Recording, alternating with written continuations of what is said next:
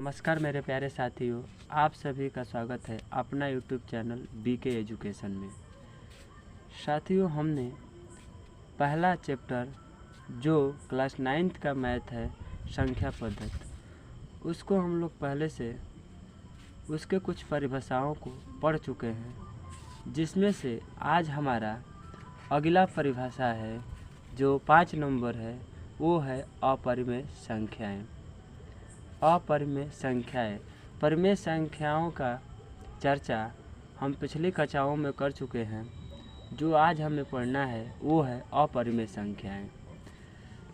तो परिभाषा इस प्रकार है, अतः आप सभी एकाग्रचित होकर इस परिभाषा को समझेंगे ताकि आगे प्रश्नावली करते समय किसी प्रकार की कठिनाई न हो। जो परिभाषा इस प्रकार है, ऐसी संख्याएं जिन्हें P/Q के रूप में व्यक्त नहीं किया जा सकता है अपरिमेय संख्या कहलाती है। एक बार और देखते हैं, अपरिमेय संख्याएं यानी ऐसी संख्याएं जिन्हें P/Q के रूप में व्यक्त नहीं किया जा सकता है अपरिमेय संख्या कहलाती है। जैसे पाई रूट में 5, रूट में 7, 0.10110110। जैसे आपसे पूछते हैं कि बताइए पाई परिमेय है कि अपरिमेय है, तो पाई जो है बाबू वो क्या है, अपरिमेय है। अपरिमेय है, पाई हमारा क्या है, पाई अपरिमेय है। क्यों है कि पाई का मान होता है 3.14 ... यानी पाई का मान दशमलव के बाद हो सकता है ये रिपीट करे, तो इसलिए हमारा पाई क्या है, अपरिमेय है। अच्छा, रूट में 5 का वर्गमूल निकालेंगे तो यहाँ पे क्या आ सकता है, कुछ भी आ सकता है। इसलिए यदि हम रूट में 5 बटे में 1 करेंगे तो ये हमारा रूट 5 का हो जाएगा बाबू। रूट हमारा जो 5 होगा वो क्या है, ये पूर्णांक के रूप में नहीं है। हालांकि हमने जिस समय परिमेय संख्या के बारे में बता रहे थे उस समय बोले थे कि P/Q के मान क्या होना चाहिए, एक पूर्णांक के रूप में होना चाहिए। क्या होना चाहिए, एक P/Q जो होना चाहिए एक पूर्णांक के रूप में होना चाहिए। लेकिन रूट में 5 का हो जाएगा, ये पूर्णांक के रूप में नहीं है, इसलिए 5 हमारा क्या है, अपरिमेय। रूट 5 अपरिमेय है। ठीक इसी प्रकार रूट में 7 बताइए अपरिमेय है कि अपरिमेय है, तो ये अपरिमेय है, अपरिमेय है। क्यों है कि रूट में 7 जब रूट से बाहर आएगा तथा कुछ भी नहीं, इसलिए इसको रूट 7/1 लिखेंगे तो ये हमारा पूर्णांक का होगा। रूट 7 एक पूर्णांक के रूप में नहीं आ रहा है, इसलिए हमारा क्या है, ये अपरिमेय है। ओके। अच्छा, दशमलव के बाद एक बात नोट याद रखिएगा कि दशमलव के बाद यदि कोई भी अंक बार बार रिपीट करता हो, जैसे देख रहे हैं कि प्रश्न में क्या कर रहा है, 0.10101 क्या कर रहा है, ये बार बार रिपीट कर रहा है। क्या कर रहा है, बार बार रिपीट कर रहा है, इसलिए हमारा क्या है, अपरिमेय है। यानी नोट में एक चीज़ याद रखेंगे, दशमलव के बाद यदि कोई अंक बार बार रिपीट कर रहा है तो वो क्या हो जाएगा, अपरिमेय होगा। ठीक, पाई हमारा अपरिमेय होगा, रूट में 5 अपरिमेय होगा, रूट में 7 अपरिमेय होगा। क्योंकि ये क्या है, रूट में 7/1 करेंगे तो 7 हमारा एक पूर्णांक के रूप में नहीं बन रहा है। हालांकि पहले ही हम परिमेय संख्याओं के बारे में चर्चा कर चुके हैं कि P/Q का मान क्या होना चाहिए बाबू, एक पूर्णांक के रूप में होना चाहिए। अब हमारा नेक्स्ट जो हेडिंग है वो है, दूसरा जो हेडिंग है हमारा वो है क्या है, दूसरा हेडिंग है वास्तविक संख्या। बात करते हैं वास्तविक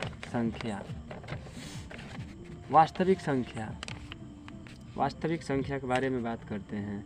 तो देखिए सभी परिमेय तथा सभी अपरिमेय संख्याओं के सम्मिलन से प्राप्त संख्याएं वास्तविक संख्याएं कहलाती हैं। इसे आर से प्रदर्शित करते हैं। कह रहा है, एक बार और पढ़ते हैं कि वास्तविक संख्याएं, देखिए सभी परिमेय संख्या तथा अपरिमेय संख्याओं के सम्मिलन से प्राप्त संख्याएं वास्तविक संख्याएं कहलाती हैं। इसे आर से प्रदर्शित करते हैं। फॉर एग्जाम्पल, जैसे कि आर बराबर 1, 2, 3, 3 रूट में 2, रूट में 3, रूट में 4 dot dot dot dot are आदि। यानी क्या कह रहा है कि सभी परिमेय क्या आ जाएंगे इसमें, सभी परिमेय यानी परिमेय में हमारा आ जाएगा 1। जैसे कि 1/1 लिख सकते हैं, क्या है हमारा परिमेय है। यानी 2/1 यह भी परिमेय है।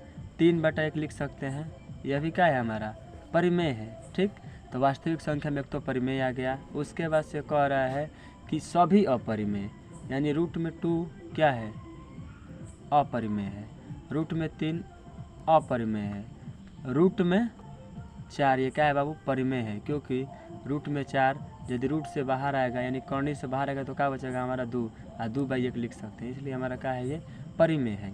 तो कह रहा है कि सभी परिमेय तथा सभी अपरिमेय संख्याओं के सम्मिलन से हमारा क्या बनता है, वास्तविक संख्या बनता है। ठीक, क्या बनता है, वास्तविक संख्या बनता है, वास्तविक संख्या बनता है। हमारा जो दूसरा हेडिंग है अब पढ़ते हैं, हमारी क्या है 7वां सम संख्याएं। क्या है, सम संख्या। जो हमारा दूसरा हेडिंग है वो है 7वां जो हेडिंग है वो है सम संख्याएं। ठीक, अब देखिए सम संख्या ऐसी संख्याएं जो 2 से पूर्णतः विभाजित हो जाती हैं। क्या हो जाती हैं, ऐसी संख्या जो 2 से पूर्णतः विभाजित हो जाती हैं सम संख्या कहलाती है। जैसे 2, 4, 6, 8, 10 यानी डॉट डॉट डॉट डॉट आदि। जैसे में 4 ले लेते हैं, क्या ले लेते हैं 4 में 2 से भाग देंगे, 4 में 2 से भाग देंगे तो कट जाएगा कि नहीं कट जाएगा, कट जाएगा ना। तो ऐसी संख्या जो 2 से क्या होती हैं पूर्णतः विभाजित होती हैं। जैसे में 6 लेते हैं, 6 में 2 से भाग देंगे तो क्या हो जाएगा 2 तिहाई 6, 3 बार में क्या हो जाएगा कट जाएगा, यानी कट जा रहा है। तो ऐसी संख्या जो 2 से क्या हो जाती हैं पूर्णतः विभाजित हो जाती हैं सम संख्या। और हमारा नेक्स्ट जो हेडिंग है वो है विषम संख्या। क्या है, विषम संख्या ऐसी संख्या जो 2 से पूर्णतः विभाजित नहीं होती हैं विषम संख्या कहलाती हैं। जैसे 1, 3, 5, 7 ये सब क्या है विषम संख्या है। क्योंकि जैसे हम 1 में 1/2 से भाग करेंगे तो क्या आ जाएगा 0.5, यानी 0.5 2 से भाग नहीं जा रहा है। 3 में भाग करेंगे 2 से तो 2 एकम 2 यानी 1.5 क्या हो जाएगा 5। 2 से पूरा क्या हो रहा है नहीं कट रहा है, इसलिए हमारा क्या है ये विषम है। ओके, इसलिए हमारा ये विषम है। अब हमारा अगला हेडिंग है अभाज्य संख्याएं। क्या है, अब हमारा अगला हेडिंग है अभाज्य संख्याएं, यानी ऐसी संख्याएं जो एक तथा संख्या स्वयं के अलावा किसी अन्य से पूर्णतः विभाजित नहीं होती हैं, अभाज्य संख्याएं कहलाती हैं। एक बार और देखते हैं, हमारा अगला जो हेडिंग है वो है अभाज्य संख्याएं, यानी ऐसी संख्याएं जो एक तथा संख्या के अलावा किसी अन्य संख्या से पूर्णतः विभाजित नहीं होता है, क्या कहलाती है अभाज्य संख्याएं कहलाती हैं। ठीक, जैसे देखते हैं हमारा एग्जाम्पल है